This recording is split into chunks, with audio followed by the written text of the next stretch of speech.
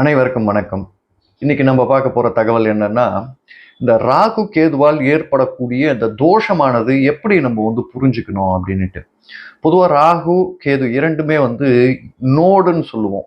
ஒரு பக்கம் ஒரு புள்ளியும், இன்னொரு பக்கம் ஒரு புள்ளியும். நிழல் விழக்கூடிய அமைப்பில் இந்த கிரகணத்தின் போது ஏற்படக்கூடிய அந்த புள்ளியை நம்ம ராகு, கேது அப்படின்னு நம்ம சொல்றோம்.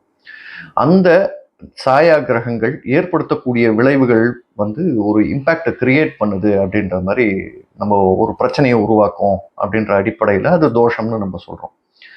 அதுவே எப்படி தோஷத்தை ஏற்படுத்தும் அப்படின்றதுக்கு உண்டான விரிவான வீடியோ நம்ம கொடுத்துருக்கோம். நான் ஒரு பிரீஃபா சொல்றேன்.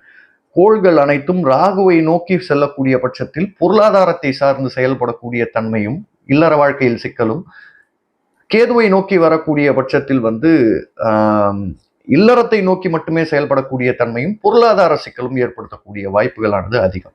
நன்றி.